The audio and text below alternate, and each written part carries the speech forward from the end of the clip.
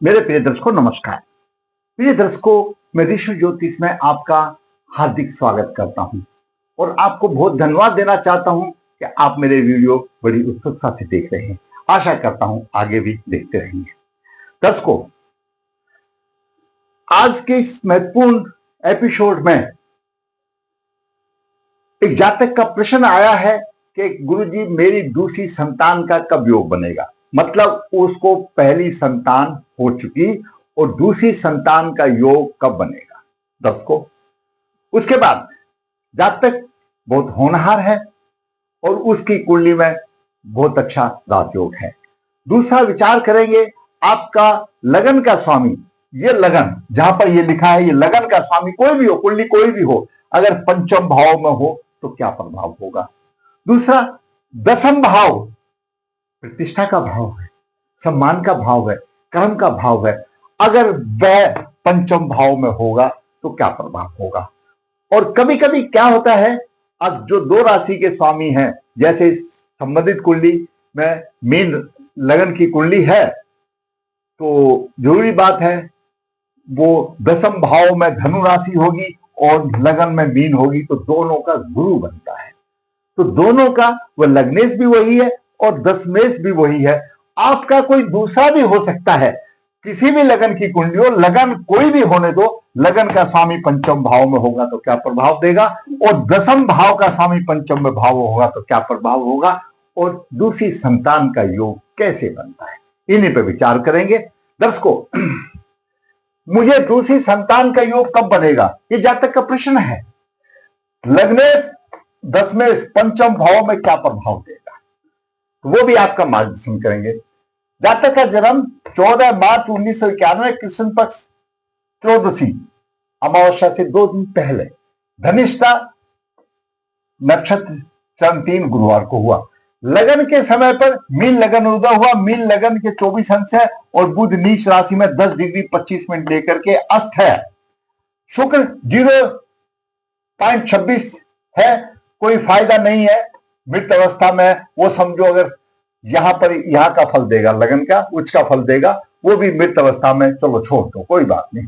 तीसरे भाव में मंगल वृषभ राशि में 26 डिग्री के और पंचम भाव में केतु की 1 डिग्री 39 मिनट और गुरु उच्च राशि में 10-15 है। गुरु लग्नेश है, लग्नेश पंचम भाव में उच्च राशि में है। अति सुंदर योग बन रहा है कि लगन का स्वामी पंचम भाव में है। आगे दसम भाव में धनु राशि, जैसे मैंने पहले बताया, इसमें तो लग्नेश भी वही है, दशमेश भी वही है, गुरु है। आपका कोई अलग भी हो सकता है। अगर आपका लगन का स्वामी पंचम भाव में हो और दसम का स्वामी पंचम भाव में, क्या प्रभाव मिलेगा उस पर भी विचार करेंगे। लग्नेश पंचम भाव में, दशमेश पंचम भाव में, और दूसरी संतान का योग क्या है। दर्शकों, पहली संतान, प्रथम संतान पंचम भाव से मानी गई है। पंचम भाव से पहली संतान का योग बनता है और दूसरी संतान के लिए सप्तम भाव है और तीसरी संतान के लिए 9 भाव है। अब पहली संतान उसको हो चुकी, जातक का प्रश्न है कि गुरुजी दूसरी संतान का कब योग बनेगा। जातक की कुंडली में मैं आपको बताता हूं, सप्तम भाव दूसरी संतान का योग है, जिसको हम हमेशा बोलते हैं जीवन साथी का। कन्या राशि, कन्या राशि का स्वामी बुध अस्त है। बुध अस्त है, सूर्य के 29 डिग्री है और चंद्रमा 1 डिग्री यहां पर है, अस्त है।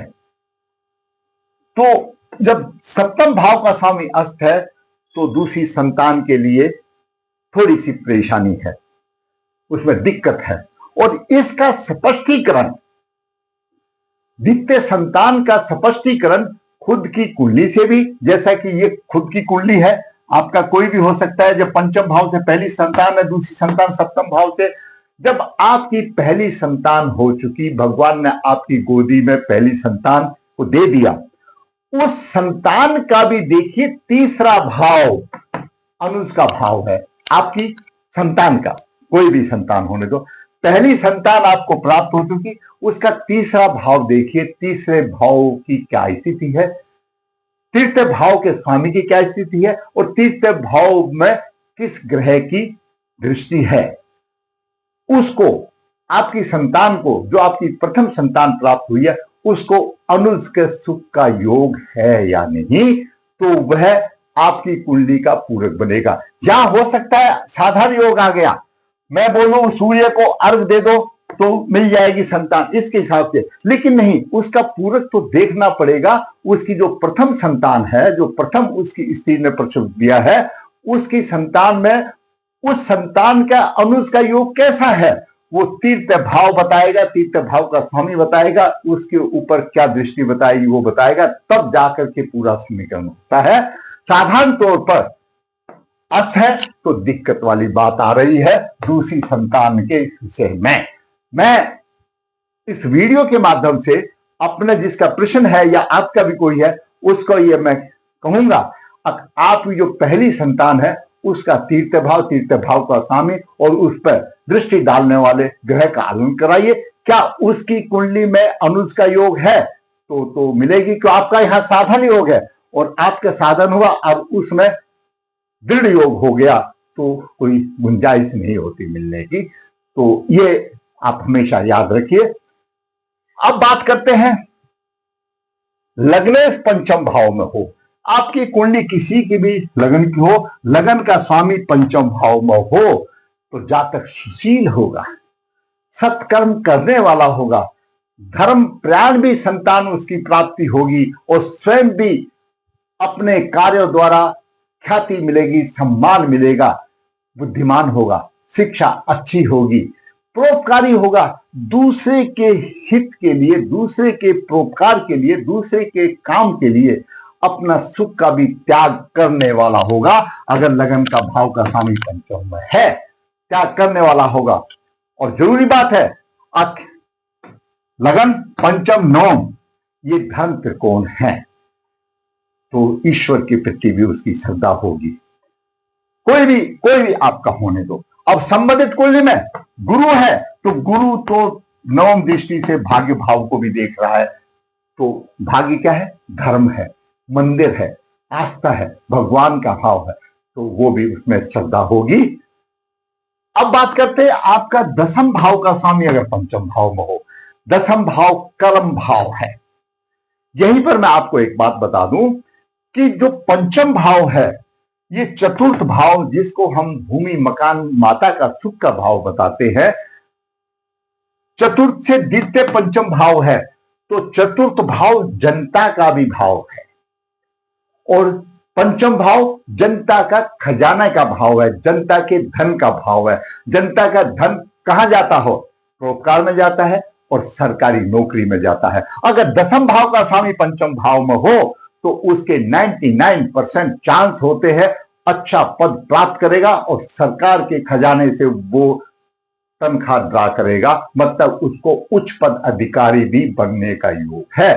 साथ ही साथ दसम भाव पंचम भाव में है, वो तो बनेगा ही बनेगा, लेकिन सत्कर्म करने वाला होगा, माता का उसको पूर्ण सुख मिलेगा, राजपक्ष से उसको मान सम्मान मिलेगा, संतान का अच्छा सुख मिलेगा और संतान उसकी कीर्ति को ध्वजा की तरह ऊपर उठाएगी, मतलब अपनी संतान से उसकी और भी पहचान बनेगी, चार चांद लगाने वाली बनेगी, अगर ये दसम भाव का स्वामी पंचम में हो। संबंधित कुंडली में लग्नेश पंचम भाव में मैंने आपको बता दिया, सत्कर्म करने वाला होगा, अच्छे काम हो, शिक्षित होगा, परोपकारी होगा, दूसरे के हित के लिए अपना सुख त्याग। और दसम गुरु दसम भाव का भी स्वामी है, यहां पर जैसे लग्नेश और दसवें से एक ही गुरु है, तो दसम भाव का भी होगा, तो अच्छा पद साथ सम्मान मिलेगा और जातक की जो संतान है वो भी उसकी कीर्ति को चार चांद लगाएगी। तो मैंने आज आपको इस छोटे से वीडियो में बताया, बहुत अच्छी कुंडली है दोस्तों, सभी के होते हैं।